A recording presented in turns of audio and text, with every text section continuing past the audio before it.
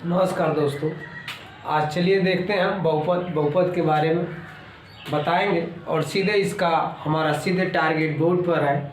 UP board 2022 में होने वाली है और उसी पर हम प्रश्न पर आधारित जो भी बताएंगे उसी के आधारित पर बताया जाएगा और इस वीडियो को आगे जरूर बढ़ाइएगा। तो चलिए देखते हैं बहुपद जो होता है ये बोर्ड में इससे ज़रूर प्रश्न पूछता है या बहुविकल्पी में पूछे या उसके हल करने के पर्पज़ से पूछे, लेकिन पूछता है ज़रूर। आप इस वीडियो को ज़रूर देखें।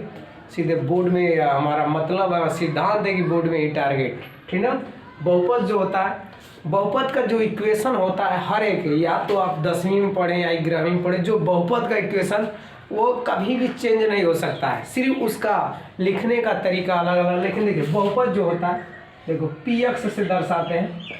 इसे पी से होता है, आप जानते हैं, यानी पोलिनोमियल्स होता है, यानी पी से होता है पोलिनोमियल्स होता है, जिसका अर्थ होता है, जिसका शब्द अर्थ होता है हिंदी का बहुपद। और बहुपद को लिखते हैं a0 plus a1 x1 plus a2 x² plus dot dot dot plus an x के ऊपर an। ये देखिए बहुपद, ये बहुपद है। और बहुपद इसी तरह होता है जैसे किसी भी समीकरण, किसी भी संख्या को, यानी एक या दो, जो उसमें चर और अचर मिलाकर जब जोड़कर लिख दिया जाए, एक या एक से अधिक संख्याओं को जब लिख दिया जाता है उसे बहुपद कहते हैं। तो देखिए आपके सामने मैं लिख दिया हूँ, ये बहुपद का रूप है।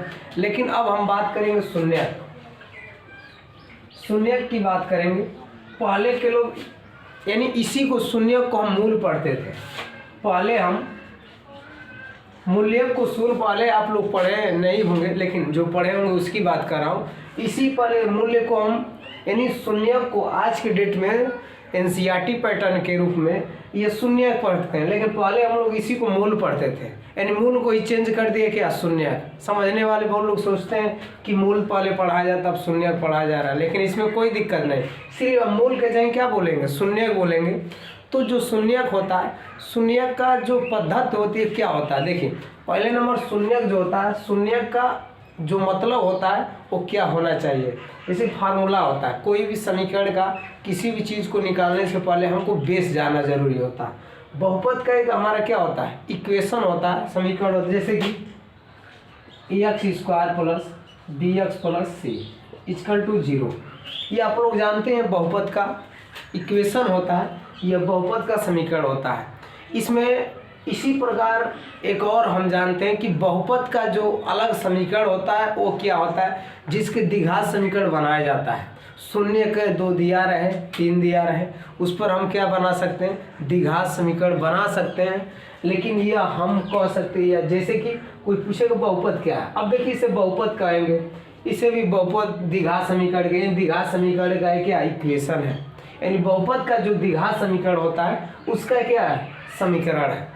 लेकिन समीकरण जो है वो कभी बनाने के लिए देता है, समीकरण को बनाने के लिए देता है।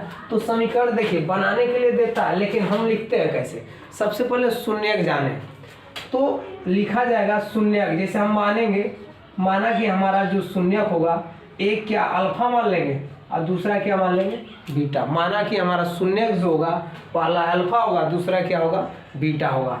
अगर जो हमारा द्विघात समीकरण के अनुसार ax² plus bx plus c equal to क्या है, 0 है, तो एक हम अपने तरफ से एक उत्पत्ति करते हैं। जैसे कि द्विघात समीकरण का, यानी जो द्विघात समीकरण होता है, द्विघात समीकरण, यह देखिए द्विघात समीकरण इक्वेशन है। लेकिन जब मान शून्यक दिया रहेगा, 2 शून्यक क्या दिया रहता है समझ लीजिए। पहले यस द्विघात समीकरण का, द्विघात समीकरण है, शून्यक का द्विघात समीकरण है। जो शून्यक है, शून्यक का जो द्विघात, ये अल्फा बीटा इसमें रहेंगे, लेकिन शून्यक का द्विघात समीकरण किसे कहते हैं, यानी शून्यक का जो द्विघात समीकरण होता है वह लिखा जाता है x² minus alpha plus beta, बगल में x plus alpha into beta.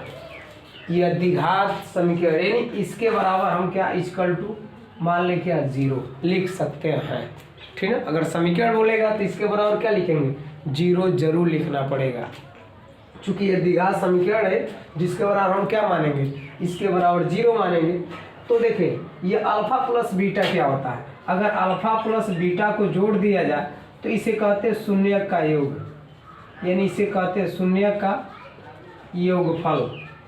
क्या कहते हैं, शून्यक का योग कहिए या योगफल कहिए, जिसका मान होता है, जिसको कहते हैं क्या कहते हैं अल्फा प्लस बीटा मान लीजिए, यानी शून्यक का योगफल क्या कहता है अल्फा प्लस बीटा मान लीजिए। इसका सूत्र होता है -b/a। अल्फा प्लस बीटा का सूत्र क्या होता है -b/a, या इसे कह सकते हैं b को कह सकते हैं, देखिए b को क्या कह सकते हैं, यानी यक्स का, यानी जो होता है यानी यक्स का गुणांक कहेंगे, क्या कहेंगे, यानी b को क्या कहेंगे यक्स का, कहीं लिखता है गुणांक बट्टा, और नीचे a है ना, a का स्थान में क्या लिखेंगे यक्स स्क्वायर का गुणांक लिखते हैं, क्या लिखते हैं यक्स स्क्वायर का गुणांक। देखिए यानी शून्यक का योग कैसे कैसे लिखा जाता है, पहला आप लिख सकते हैं अल्फा, शून्यक का योग को अल्फा प्लस बीटा से लिख सकते हैं, और इसके बराबर फार्मूला होता है -b/a। और b के अगर कोई पूछेगा b कहाँ से आएगा, तो जो यक्स का गुणांक यानी यक्स के बगल में जो संख्या लिखी जाती है इस द्विघात समीकरण में, वही जैसे यानी यक्स के बगल में क्या b है, और यही जैसे जो b का मान रहेगा उसी को उठा कर यहाँ पर रख देंगे, जो b का स्थान पर रख देंगे वो ऊपर का मान हो जाएगा, और नीचे का जो यक्स स्क्वायर का स्थान पर संख्या रहेगा उसको उठा कर रख देंगे। ये हमारा शून्य का योगफल आराम से निकल जाएगा। अगला वीडियो जरूर बनाऊंगा इसी पर, ठीक ना। ये शून्य का योगफल का फार्मूला निकलेगा। दूसरा देखिए शून्य का गुणनफल। अब देखिए शून्य का गुणनफल देख लीजिए, जो शून्य का गुणनफल कैसे लगता है, शून्य का गुणनफल, जो शून्य का गुणनफल होता है उसे अल्फा इंटू बीटा कहते हैं, अल्फा गुणे बीटा कहते हैं। शून्य माने अल्फा और बीटा माने हैं, और इसको एक बार शून्य को जोड़ेंगे तो अल्फा प्लस बीटा कर लेंगे, जिसका फार्मूला होता है -b/a। b को कहते हैं यक्स का गुणांक और a को कहते हैं यक्स स्क्वायर का गुणांक कहते हैं, और शून्य का गुणनफल जो होता है अल्फा गुणे बीटा लिखते हैं, और इसका फार्मूला होता है c/a।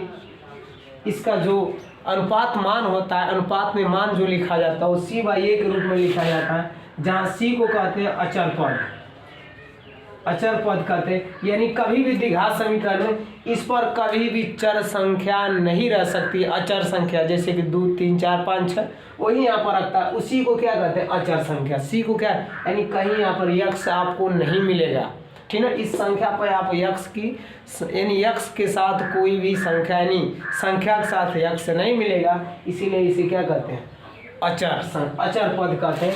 अब बट्टा क्या लिख दिया जाएगा ए को आप जान ही रहे हैं, एक्स स्क्वायर का गुणांक लिख सकते हैं, एक्स स्क्वायर का गुणांक लिख सकते हैं।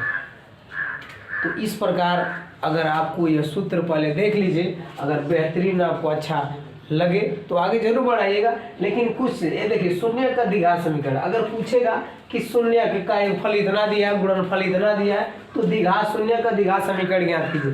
सिर्फ आपको क्या करना, अल्फा प्लस बीटा का मान देखिए जो आएगा निकल के यहाँ पर रख दीजिएगा, और अल्फा इंटू बीटा का मान जो आएगा निकल के यहाँ पर रख दीजिएगा। आराम से क्या निकल जाएगा, द्विघात समीकरण निकल जाएगा, ठीक ना।